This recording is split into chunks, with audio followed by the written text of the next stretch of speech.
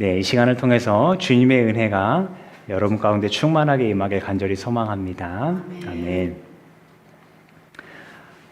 여러분, 요즘 현대인들에게 가장 흔하게 나타나는 현상 혹은 질병은 뭘까요? 네, 성인병. 예, 맞습니다. 성인병 무섭죠. 네, 그에 못지않게 특별히 요즘 현대인들한테 많이 나타나는 성인이 아닌 사람에게도 나타나는 그런 증상이 있는데 바로 스마트폰 중독입니다. 네. 이 중독 때문에 스스로 사회와 고립시키기도 하고요. 가장 먼저는 자기 몸에 증상들이 나타납니다. 거북목이 되고요. 그리고 손목 터널 증후군 이런 것도 있고, 그다음에 안구 건조증은 아주 빈번합니다. 근데 더 큰 문제는 정신적인 문제를 동반하더라는 거죠. 기억력이 점점 줄어듭니다. 기억할 필요가 없어요. 스마트폰이 다 기억해주고 검색을 다 해주니까. 그래서 예전 같으면 전화번호를 다 외우고 다녔는데 지금은 아주 친한 사람, 가족들 말고는 외우지 못합니다. 그래서 디지털 치매라는 말까지 있습니다. 근데 이게 꼭 스마트폰 때문만은 아니라는 생각이 듭니다. 기억을 잘 못하는 문제가요. 사회 전반적으로 변화가 너무 빨라요.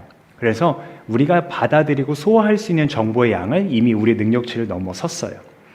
그러다 보니까 정말 기억해야 할 것은 기억하지 못하고 기억하지 않아도 되는 건 희미하게 긴가민가 하면서 그런 상태로 남아 있습니다.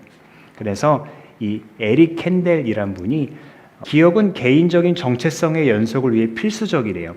말이 좀 어렵습니다만 내가 누구인가, 내가 무엇을 하는 사람인가 알려면 기억을 해야 된다는 거예요. 그리고 그 기억이 개인의 삶을 풍부하게 해준답니다. 이어서 한 얘기가 뭐냐면 이거의 반대로, 그러니까 기억을 하지 않으면 자기 정체성을 잃게 된대요. 내가 누구인가 자아를 잃게 된대요. 자, 여러분 이것을 신앙에 적용해 보면 어떨까요? 우리가 반드시 기억해야 할 것을 기억할 때 우리의 신앙과 삶 역시 풍성해집니다. 그런데 기억하지 못하면 우리의 정체성이 흔들리게 되고요. 신앙과 삶도 같이 흔들릴 수 있다는 생각을 하게 됩니다. 자, 이렇게까지 무언가를 기억하는 게 중요하다면 우리는 신앙 안에서 무엇을 그리고 어떻게 기억해야 할까 고민할 필요가 있겠죠. 단도직입적으로 말씀드리면 우리 신앙인들이 가장 기억해야 할 것은 무엇일까요? 주님의 말씀이겠죠. 의심할 여지 없이 두말할 것 없이 우리는 주님의 말씀을 가장 잘 기억해야 합니다. 여호수아서 말씀에서도 이렇게 이릅니다. 이 율법책을 내 입에서 떠나지 말게 하며 주야로 그것을 묵상하여 그 안에 기록된 대로 다 지켜 행하라. 그리하면 내 길이 평탄하게 될 것이며 내가 형통하리라. 아멘. 그런데 사실 이 말씀을 기억하고 그 말씀대로 사는 게 여러분 쉽습니까? 마음처럼 쉽지 않습니다. 근데 감사하게도 또 다행스럽게도 성경은 우리에게 주의 말씀을 기계적으로 암기하는 것에 포커스를 두지 않습니다. 오늘 복음서 말씀을 다시 한번 살펴볼게요.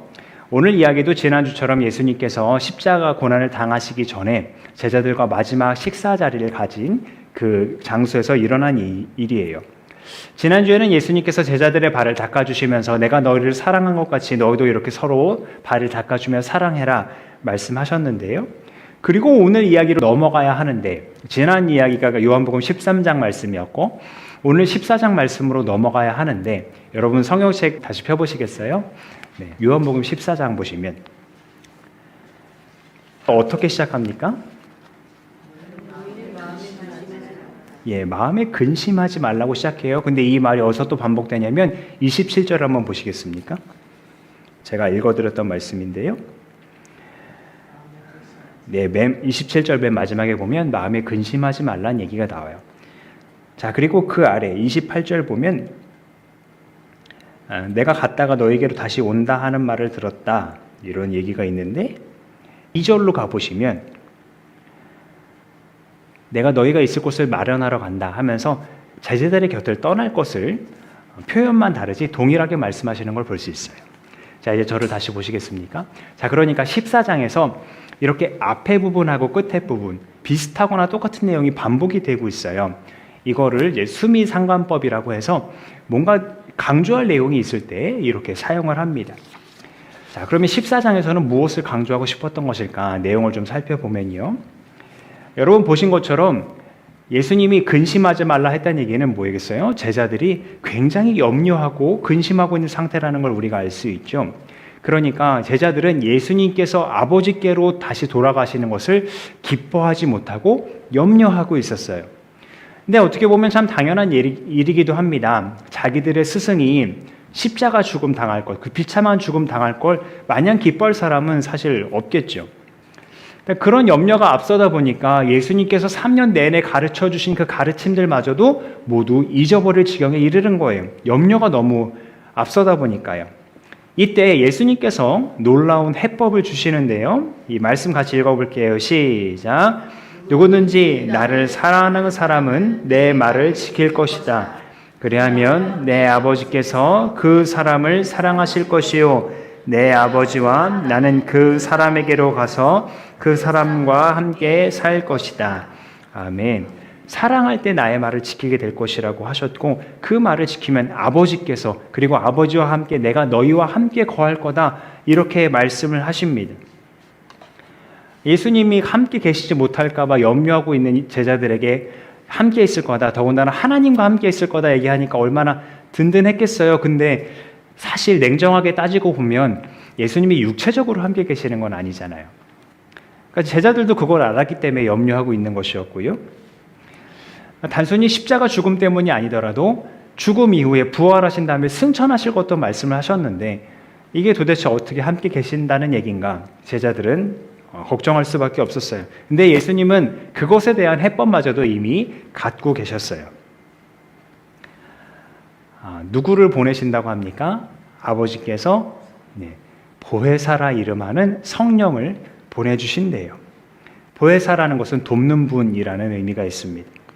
뭘 돕나 했더니 맨 마지막 줄 보시면 뭐예요? 내가 너에게 말한 모든 것을 생각나게 하신다는 거예요. 기억나게 하신다는 얘기잖아요. 자, 그러니까 제가 처음에 말씀드렸던 우리가 신앙인으로서 무엇을 기억하고 어떻게 기억해야 고민해야 되지 않겠냐 하는 해답이 여기에 담겨 있는 거예요. 우리가 예수 그리스도를 믿는 그 신앙인으로서 우리의 정체성을 확고히 하고 그것을 바탕으로 우리의 삶을 풍성하게 하려면 우리가 신앙하는 대상인 주님의 말씀을 반드시 또 바르게 기억해야 하는데 우리의 힘이 아닌 성령께서 그것을 가능하게 하신다는 겁니다. 그러면 성령님의 도우심으로 예수님의 말씀을 기억하는 자들에겐 또 어떤 은혜가 있을까요? 이 말씀은 같이 읽어볼게요. 시작. 나는 평화를 너희에게 남겨준다. 나는 내 평화를 너희에게 준다. 내가 너희에게 주는 평화는 세상이 주는 것과 같지 않다. 너희는 마음에 근심하지 말고 두려워하지도 말아라. 아멘. 여전히 두려워하고 어찌할 바를 모르는 제자들에게 평화를 약속하셨으니 이건 제자들에게 그 당시에 가장 기쁜 소식이었겠지요. 무엇보다 다시 한번 말씀을 보시면 평화를 약속하시되 이 평화가 세상이 주는 것과 같지 않다라고 표현하신 것에 우리가 주목할 필요가 있습니다. 세상이 주는 평화란 세상의 것으로 얻는 평화를 말하겠죠.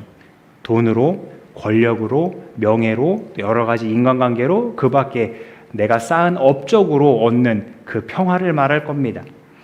그런 평화로 인해 잠시 잠깐은 근심에서 벗어날 수 있을지 모르겠지만 영원하지는 않아요. 변하는 것이니까요. 누가복음 12장에 보면 예수님께서 제자들에게 니네가 무엇을 먹을까 무엇을 마실까 염려하지 말아라 말씀하시는 부분이 있는데요. 그것 너의 몸을 위하여 구하는 것은 세상 사람들이 구하는 것이다 설명해 주세요. 대신 먼저 하나님의 나라를 구해라 설명하십니다. 배불리 먹고 마셔서 잠깐은 염려가 없어질지 몰라도 다시 배가 고프고 목이 마르면 염려가 시작될 거 아닙니까? 주머니가 두둑해서 잠깐은 걱정이 없을지 몰라도 돈 떨어지면 다시 걱정 시작되는 거 아닙니까?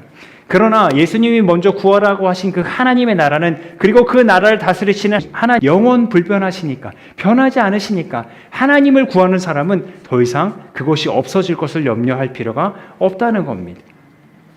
그래서 오늘 이야기에서 예수님 말씀하신 이 평화는 하나님을 세상 무엇보다 의지하는 자에게 곧 하나님과 올바른 관계를 맺고 있는 자에게 주시는 그런 선물인 겁니다. 예수님께서 나를 사랑하는 자가 나의 말을 지킬 것이다 하셨는데 나의 말은 나를 보내신 아버지의 말이다 하신 것처럼 예수님을 사랑하고 그의 말을 지키는 사람은 결국 하나님을 사랑하고 그의 말을 지키는 것과 동일하다는 걸 알 수 있어요. 그러니까 예수님을 사랑하는 사람은 하나님과 관계가 올바르게 될 것이고 그래서 세상이 줄 수 없는 평화, 하나님께서 주시는 평화를 만끽할 수 있게 되는 겁니다. 여기서 우리가 한 가지 더 생각해 볼 게 있습니다. 이 말씀은 단순히 만찬 자리에 있던 제자 개개인에게만 하신 말씀이 아니라는 거예요. 제자 공동체, 더 나아가 이 요한복음이 기록될 당시에 존재했던 요한 공동체에게 주신 말씀이에요. 좀 더 엄밀히 말하면 요한 공동체가 주님의 이 말씀을 기억했습니다. 왜냐하면 그들에게는 세상이 줄 수 없는 절대적인 평화가 필요했거든요. 요한 공동체는 예수님을 믿는다는 이유로 말할 수 없는 핍박과 환난을 당했을 겁니다. 그러나 그럴 때일수록 그들은 성령님의 도우심으로 예수님의 말씀을 더욱 기억하려고 애썼습니다. 예수님을 사랑할 때 그의 말씀을 지킬 것이다 라는 그 말씀처럼 그 말씀을 기억하면서 자신들의 정체성을 다시 한번 붙잡았을 거예요. 어떤 정체성일까요? 예수님을 사랑하여 어떤 핍박에도 굴하지 않는, 그래서 그의 말씀을 따르는 예수님의 제자라는 정체성을 말입니다. 이에 대해서 한 자료는 이렇게 말해요. 구원받은 공동체가 세상에서 예수의 계명을 지키고 그의 말을 따른다는 건 예수에 대한 사랑을 실천하는 것으로서 보혜사, 성령님과 예수님의 현현으로 확증된다. 그것은 다시 오는 예수와 믿는 자들의 하나됨, 나아가서 하나님과의 하나됨을 이룬다. 따라서 사랑은 하나님과 예수, 예수와 믿는 자들, 그리고 하나님과 믿는 자들의 관계를 역동적이고 긴밀하게 지속할 수 있는 동력이다 라고 설명해요. 오늘은 우리 교단, 기독교 대한성결교회의 탄생을 기념하고 발전을 기원하는 성결교회의 주일이기도 합니다. 성결교회가 정빈과 김상준이라는 두 전도자에 의해서 서울 영곡동에서 전도관이라는 이름으로 시작한 지 벌써 120년 가까이 되었습니다.